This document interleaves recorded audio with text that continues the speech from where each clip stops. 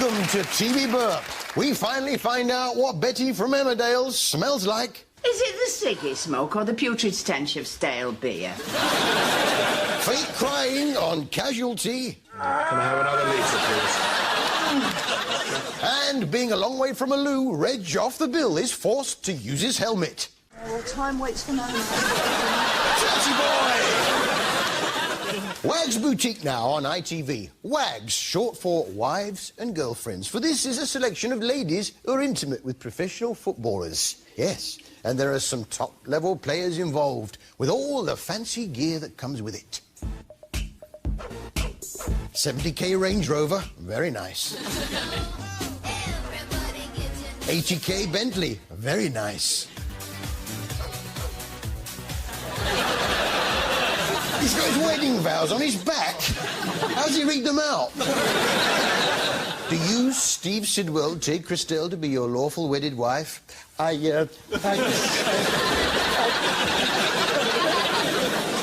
myself have the TV listings tattooed all over my body. And sadly was only able to find out what time Wags Boutique was on by using a mirror on a stick. This week saw the launch of the two rival Wag boutiques. One's called Better Half, because they're the wives and girlfriends, very clever, and the other's called Bows.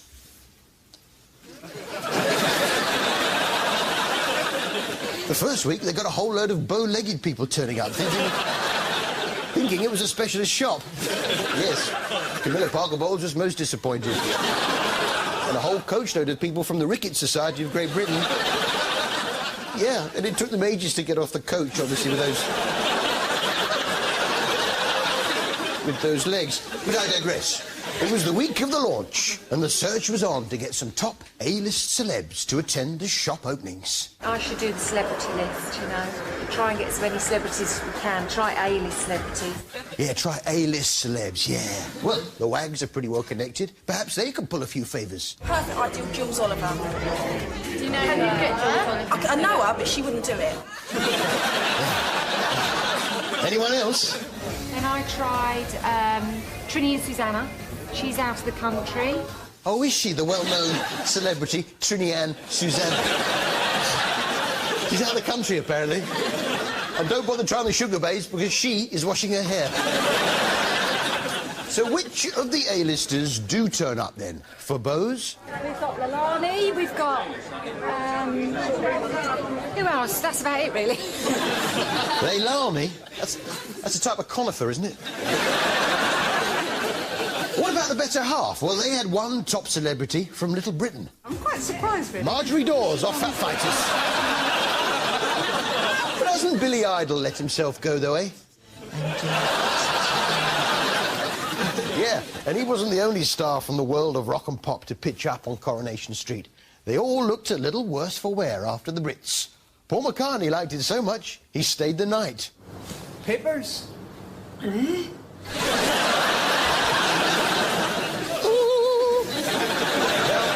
People think that rhyming slang is solely the province of the Cockney. Not so. We were treated to a little northern rhyming slang this week from Rita on Coronation Street. Just let me get these down, me Norris.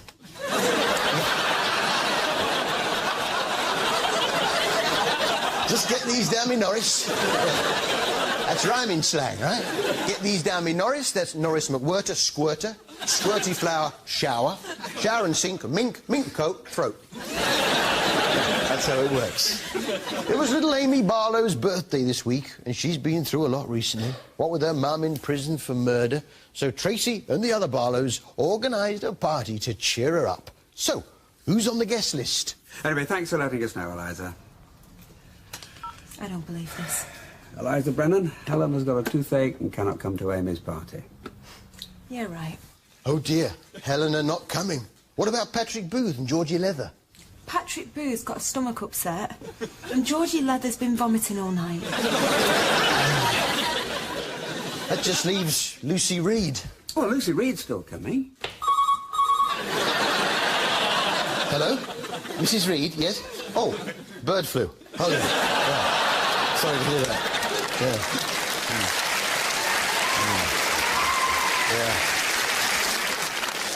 There was a moment of panic when Jason thought the baby Holly had escaped. She's gone. Holly, she's gone. Gone? Where? Well, I don't know where. If I knew where, I wouldn't be here, would I? Calm down. What do you mean she's gone? Holly. Yes? Well, I had her in the house with me. Yes, we know that. What's happened? I was sat there and I must have, you know, dropped off and I woke up and she was gone. Well, what are you saying? She just got up and walked off on her own? Well, no. Maybe she jumped on the back of a dog or rode off into the sunset. Sat on the shoulders of another baby and called a cab. Learned to read, then got a book on how to walk. I don't know. No, it's a shame because normally Jason is such a sensible dad. He knows all about babies. For instance, how to get them off to sleep and what level of noise they'll tolerate before they'll be woken up again.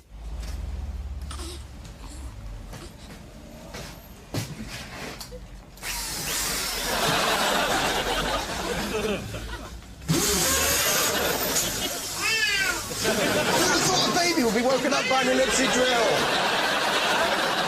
Nick Baker's back with these weird creatures. Is it still on? Yes. They paid him up front. This week he was after the 4.5-metre long basking shark. And a big shark like that, I would have thought that was easy enough to spot. Not for Nick Baker. Now, if this was David Attenborough, he'd have spent months researching the best place to find one, what time of year the most prevalent, and before he started filming, he'd track one for a couple of days, if not weeks. Nick has a slightly different approach. You haven't seen any basking sharks, have you? Have you seen any or not? Not today, no. Seen a shark anywhere? He just sails around on the off chance. Hang on, he's found one, hasn't he? Look, we've hardly left Penzance Harbour and we already have what has to be the second weirdest fish in the world after the basking shark for me. It is a sunfish. Oh, no, it's a sunfish. What about over there? Well, that's our consolation prize. We have a grey seal. A seal? I thought we were looking for a shark. The otters more than make up for our limited success with the sharks in Scotland. No, they don't. I tuned in to see a 4.5-metre shark.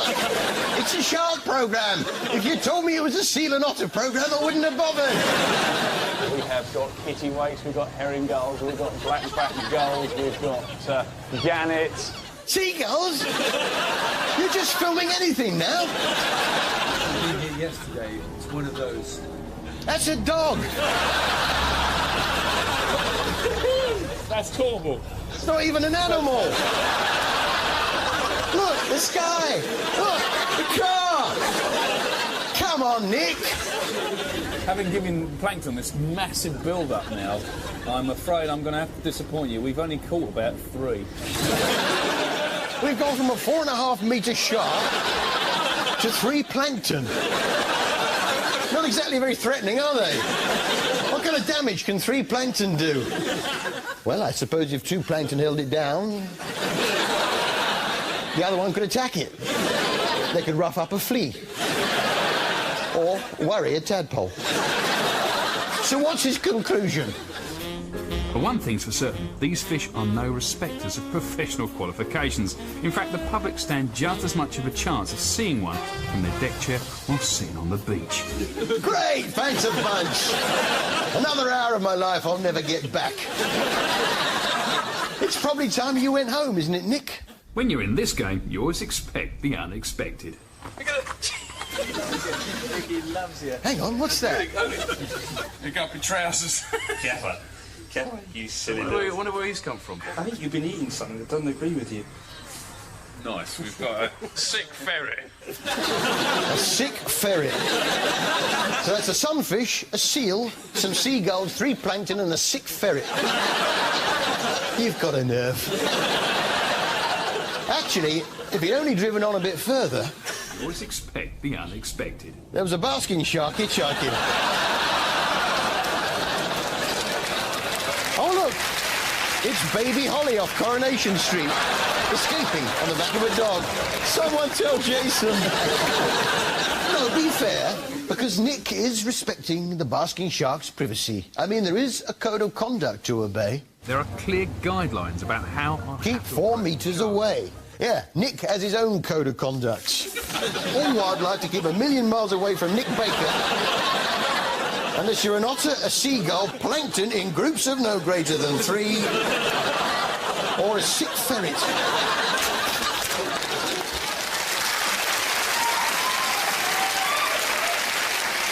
But which is the better catch, a seagull or a sick ferret? There's only one way to find out. Fight!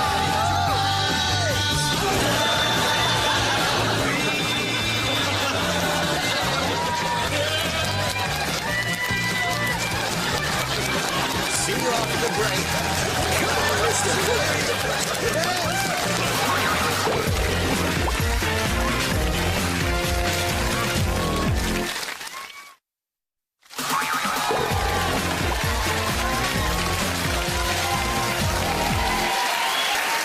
Welcome back to TV Burp. Becky on Corrie needs a shave. Have a shave, love. The Bill raid Pete Doherty's dressing room at the Brits. There was a few more of them, but they'd have ran off or crawled up the wall. And we tracked down the last bottle of Jade Goody's perfume to a policewoman on Life on Mars.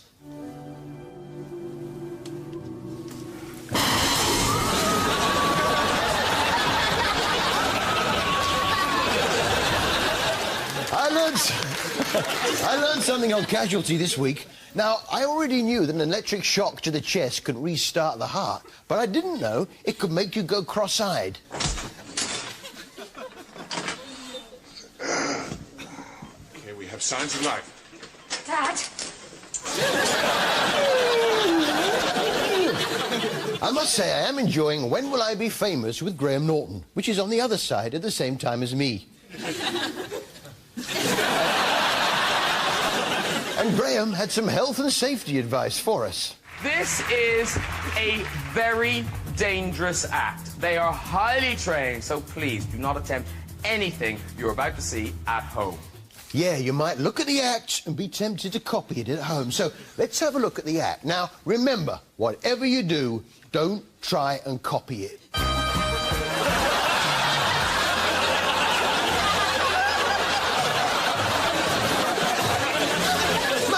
Two unicycles out of the garage.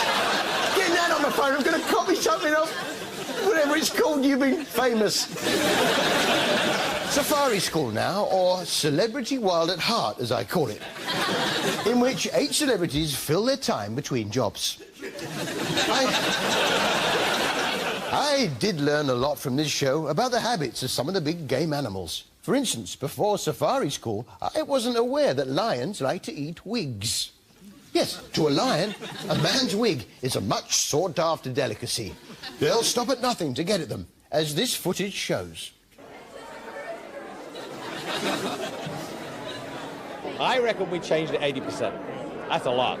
But it needed to. I mean, I saw it in San Francisco.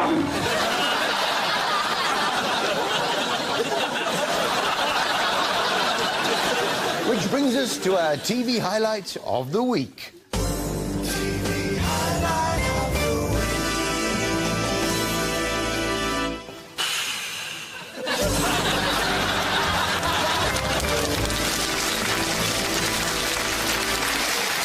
I was surprised to see that Bradley's dad, Max, had had a boob job. Station.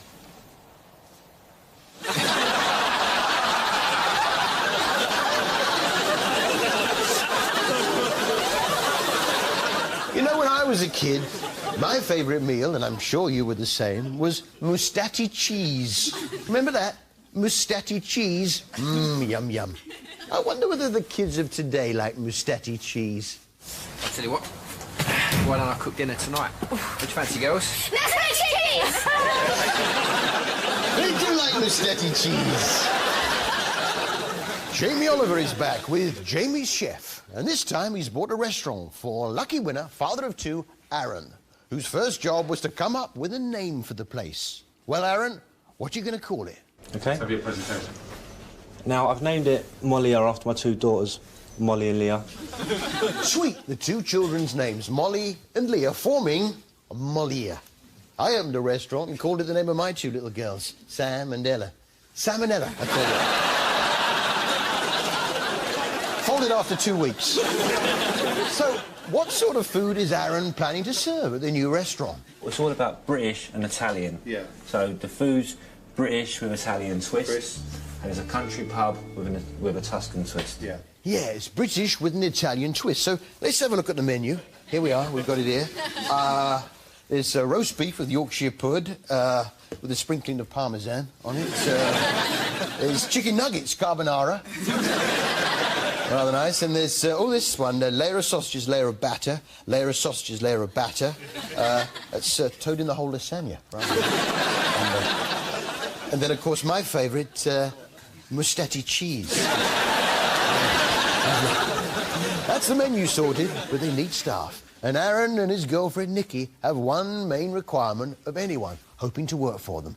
We want people that are really passionate about food. Yeah. That are really, you know, interested and want to... We want passionate people. We want to build, like, a family unit thing going on. So we kind of, you know... We need loads of passion. Yeah, we need lots of passion. Yeah. You've got to be passionate about food. Do you like food, Beth? I do, yeah. What's your favourite food? Pizza, I Pizza, think. yeah. And chips. Pizza and chips, yeah. That's British with an Italian twist. You're hired. I felt sorry for poor Nikki. She was having to work in the restaurant and look after the kids. But I do think she was expecting rather a lot of daughter Molly. Look at all that washing that needs to be done. Look at Sorry, all that. Mum. I'm only 2. It did need some work, though, the pub. The roof needed doing, and what's the best way to replace a roof? How did it happen? Yeah, start by burning off the old roof. It's like a tinderbox under here. Look at him, he looks about 70. Just Nick, get everyone out of the house, Nick, there's a little bit of a fire. That fire really shook up Aaron, though. It really made him think about just how devastating a fire would be. He learned a lot of lessons. He was going to make absolutely sure there was no way another fire could start. That shook me up big time, because I've never experienced anything like that. And you do, you're not just looking after this place and the customers, you've got the family as well. And yourself. But yourself, I come last, you win. That's the thing with this place, I come last.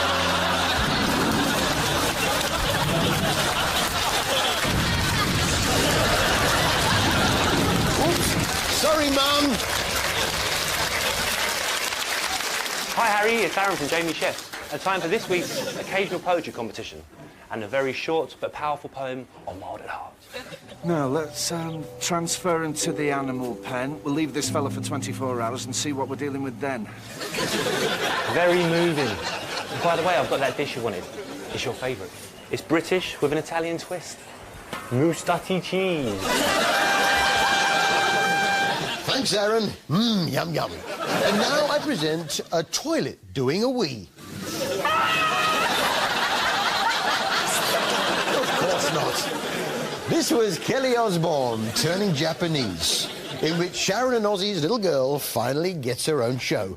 Her mission was to go to Japan and learn all about the culture. What I don't understand is they can say L and they can say R, but they switch it every time. Like, they call me Kerry.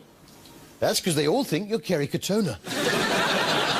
Kelly was then asked to help out a Japanese school, teaching them English. I'm going to sing one of my favourite songs, The Never-Ending Story. Written on the pages is the answer to a never-ending story. Oh. A never-ending story. Yeah, it's always nice to hear that particular song. But here's the educational bit. Kelly sets them a test on the words from Never-Ending Story, and you had to be really paying attention to get full marks. A never-ending story. Now comes the test. Have the children figured out what the missing words were from Kelly's singing? Written on the pages is the answer to the never-ending. Never-ending, oh, you got me there. Never-ending. No, it's gone. Hey, story. Yay, good.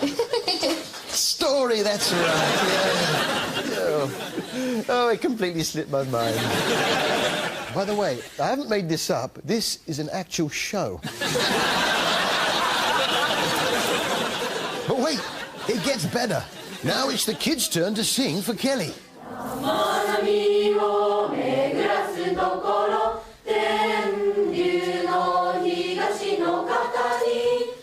Oh, that's nice, but what are they saying? Well, let's have a look at it with subtitles.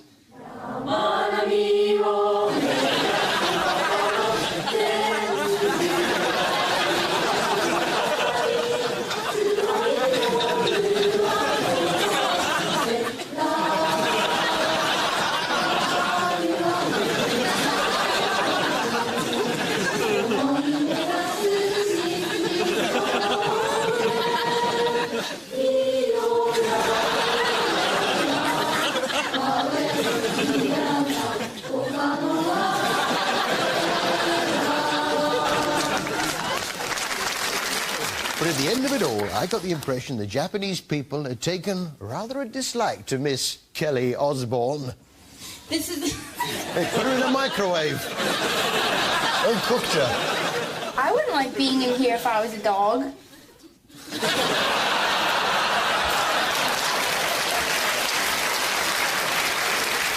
Well, that's all from us. And to sing us out all the way from Japan, it's the Tokyo School Choir.